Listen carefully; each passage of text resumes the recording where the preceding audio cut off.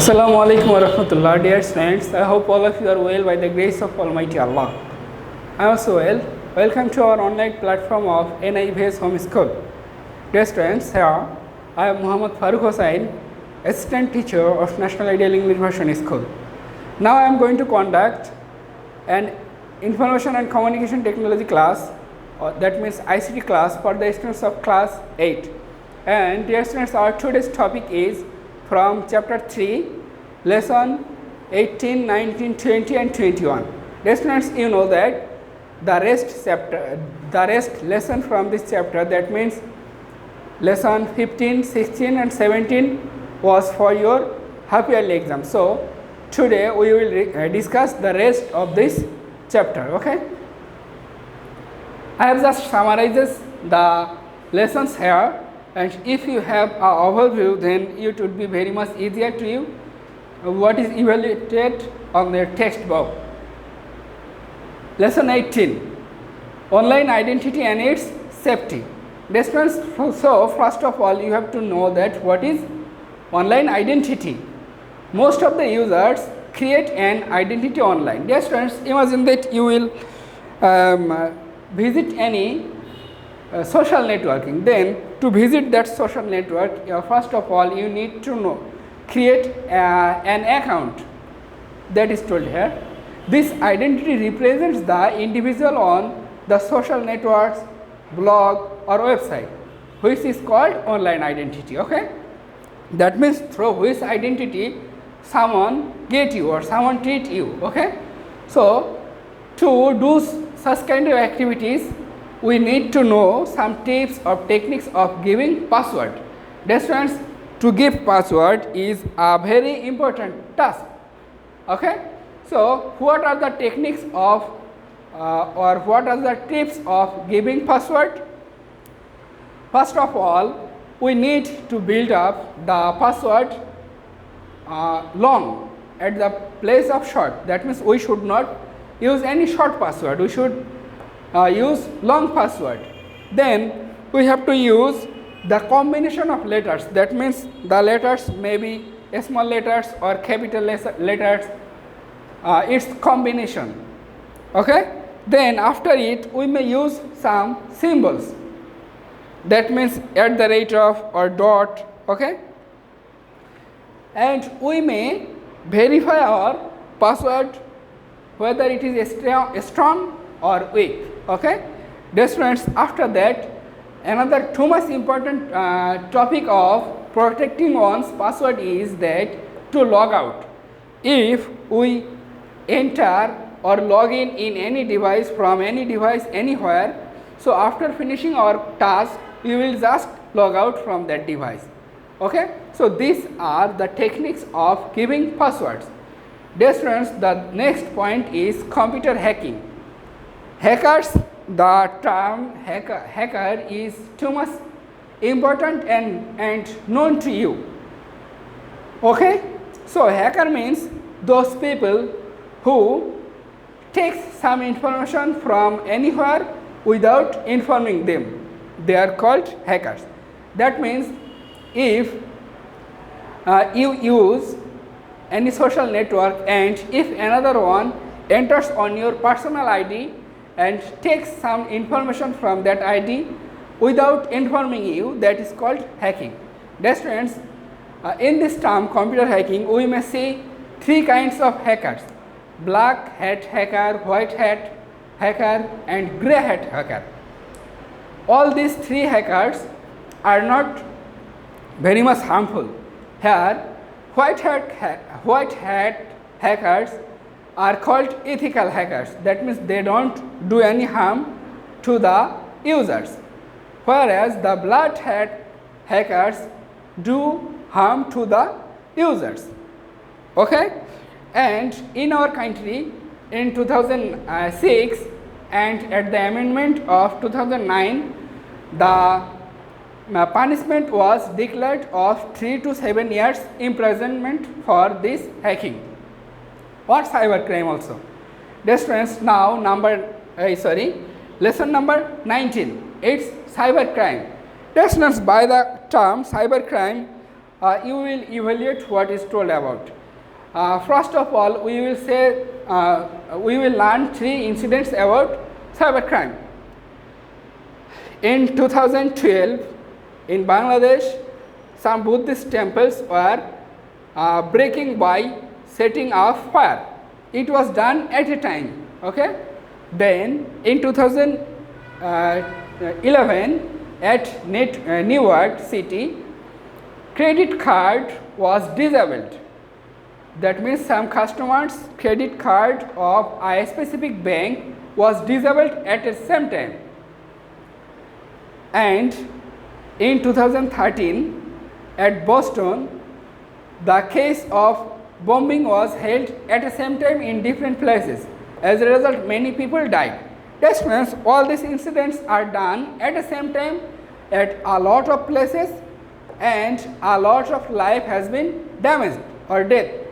So, how it has been happened?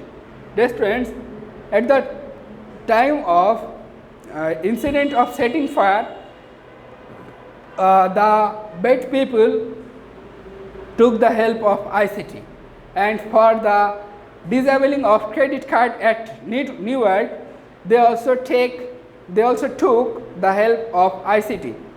Okay, and for the case of bomb, the similar or simultaneously they also took the help of internet how to make the bombs. Okay, so dear students, these are the 3 incidents. Okay, and now we will know about some traditional cyber crimes. Dear students, all these 3 incidents are called cyber crime, and now we will know about some traditional cyber crimes. Spam. Number 1, spam means those crimes which are done through email, by sending email. That means through my email, some spam emails are sent, and by doing this, my email ID is hacked. Then fraud. Fraud means using fake identity. So, by using fake identity, if someone knocks me and gets some information from me, that is called fraud. Then threatening.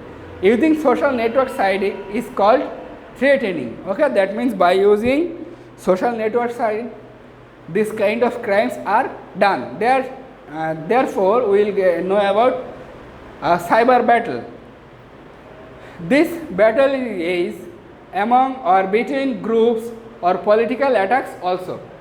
This is very much dangerous, and a country or a group of people have to or has to spend money for such kind of battle.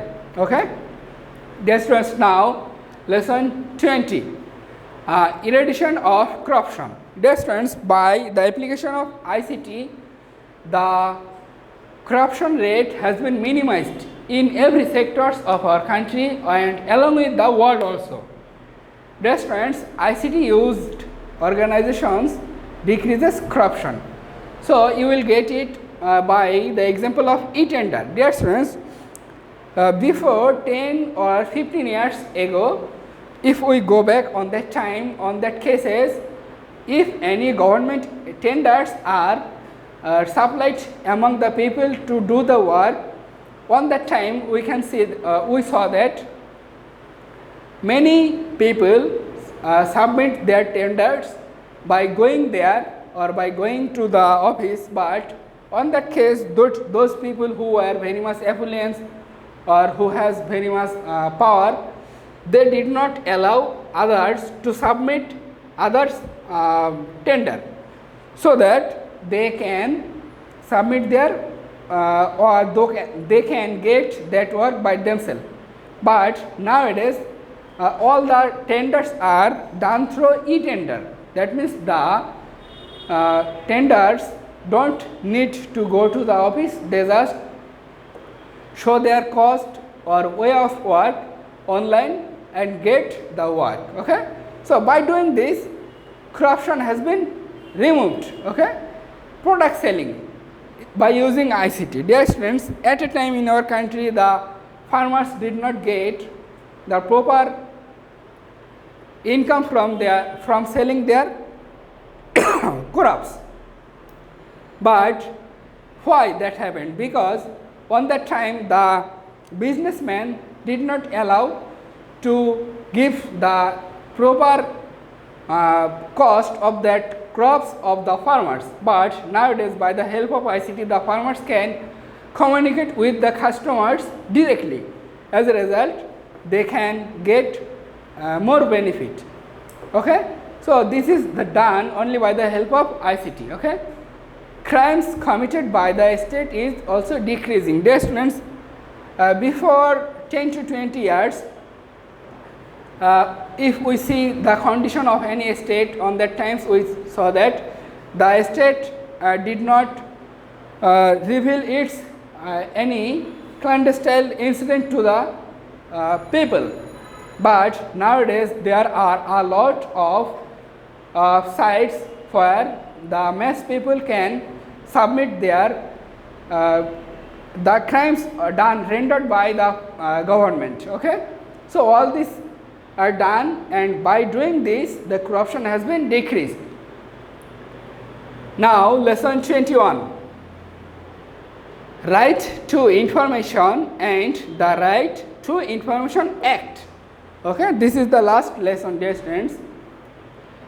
The Right to Information Act has been enforced in Bangladesh since 2009. In this act, getting information is regarded as the prerequisite of individual freedom of thought, speech and conscience. Okay, then the Right to Information Act.